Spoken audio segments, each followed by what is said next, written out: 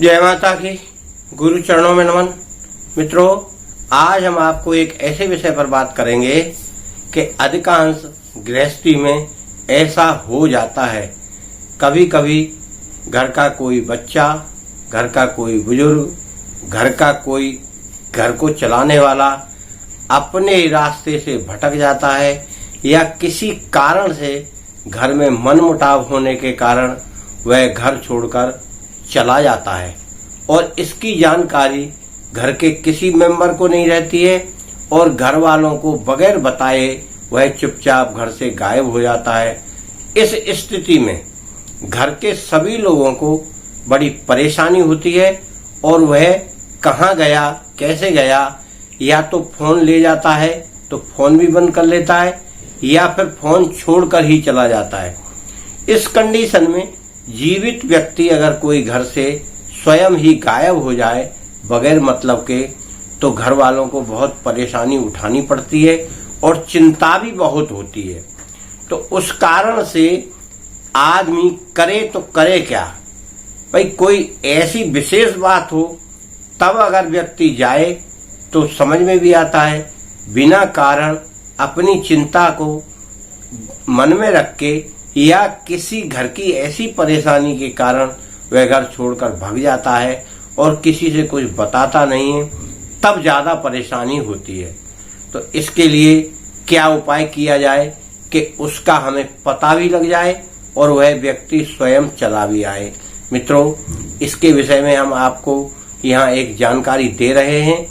आप video last तक देखें। लास्ट में हम आपको इस विषय में एक महत्वपूर्ण बात बताएंगे। उसके बगैर ये उपाय सारा का सारा अधूरा रहेगा। अगर वह उपाय आप नहीं सुन पाए तो वीडियो देखने का कोई मतलब नहीं है। आप वीडियो को देखें, लाइक करें, शेयर करें और पसंद आए तो सब्सक्राइब भी करें। मित्रों, हम अधिकांश वीडियो आप लोगों के मकसद के लिए, आप लोगों की गृहस्थी चलाने के लिए ही डालते हैं। आप उसका भरपूर उपयोग करें, प्रयोग करें और अपने जीवन में उसका लाभ प्राप्त करें। तो मित्रों, अगर कोई व्यक्ति घर छोड़कर कहीं दूर चला जाए, किसी भी स्थिति में चला जाए और वो आए नहीं और हफ्ता, 10 दिन, 15 दिन अगर हो जाते हैं और वह व्यक्ति नहीं आता है, लाख कोशिशों के ढूंढने के बाद भी उसका कहीं पता ठिकाना नहीं मिल रहा है और वह ना कोई फोन कर रहा है, ना कोई सूचना दे रहा है, तब उस कंडीशन में हमें क्या करना चाहिए, इस विषय पर हम यहाँ एक विशेष बात आपको बता रहे हैं। आप उसे समझें और उसी क्रिया को आप करें। तो जो व्यक्ति घर से गया है, रूठ कर गया हो, चाहे वैसे गया हो, अपने मन में गुप्त बात रख के, तो उस व्यक्ति का कोई ना कोई कपड़ा पहना हुआ हो, जिसको पहन के उतार देता है व्यक्ति, उसको कहते पहना हुआ। उस कपड़े को धुला हुआ नहीं होना चाहिए, क्योंकि धुले हुए कपड़े का उतना प्रभाव नहीं पड़ेगा। उस कपड़े को लें जो चाहे अंडरवियर हो, बनियान हो, शर्ट हो, पैंट हो या तौलिया उसका स्वापी हो, जो इसमें गले में गमछा लगाते हैं, मतलब कोई ना कोई कपड़ा, रुमाल भी हो सकता है, ऐसा नहीं है, मगर वो धुला नहीं होना चाहिए। उस व्यक्ति ने यूज किया हो और उतार के रखा हो, उस कपड़े को आपको प्रयोग करना है इस विद्या में। तो आप अपनी विद्या का इस्तेमाल सही कर पाएंगे। और अगर धुला कपड़ा है तब उसकी गारंटी नहीं है, क्योंकि यह प्रयोग अनुभवशील है, अनुभव किया हुआ है, अनुभव के द्वारा ही इसको बताया जा रहा है और आप भी अनुभव करेंगे तो सफलतापूर्वक प्रयोग सिद्ध होगा। तो उस कपड़े को आप लेकर आप उस कपड़े को ऐसे इस तरह मोड़ लें, 1 लर, 2 लर, 3 लर, यानी छोटा कर लें। बड़ा कपड़ा है तो भाई इतना बड़ा कपड़ा हम यूज नहीं कर पाएंगे। छोटा मोड़ के 1, 2, 3 तह बना के उस कपड़े को गुप्त काम करना है, किसी को बताना नहीं है। गुप्त तरीके से करके आप उसको कपड़े को तय बना के अपने घर की सिल, यानी चटनी बटने वाली जो सिल है, वो हो, या चक्की, छोटी घरों में चक्कियां रखते हैं दाल वाल पीसने वाली पत्थर की, उस चक्की का कोई पार्ट हो, वो हो। अगर ये दोनों चीज नहीं है तो आप इतना एक छोटा सा पत्थर का टुकड़ा भी ले सकते हैं। उसको लेके आप एकांत घर में, यानी एकांत कोने में, या तो मंदिर हो उसके नीचे रख दें या मंदिर के आसपास कोने में रख दें। उस कोने में रख के उस कपड़े को दबा दें, उससे पत्थर से, पत्थर हो, सिल हो, चक्की का पार्ट हो, उसके नीचे ऐसे रखें चुपचाप और उसको दबा दें।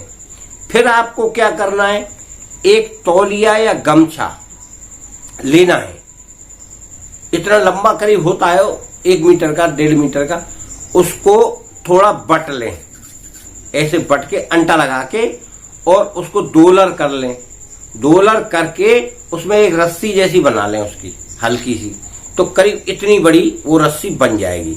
उसको बन के आप उस पत्थर, सिल या जो आपने जिसको दबाया है उस पत्थर पर आप उसमें 5 बार मारेंगे। उस जिसके नीचे कपड़ा दबाए उस पर 5 बार ऐसे मारेंगे, ऐसे ऐसे ऐसे, इस तरह 5 बार मारकर, और ये कहेंगे आप कि तुम जहां भी हो आओ या सूचना भेजो, आओ या सूचना भेजो, जल्दी हम लोग यहां परेशान हैं, आप अपनी खबर हमें पहुंचाओ।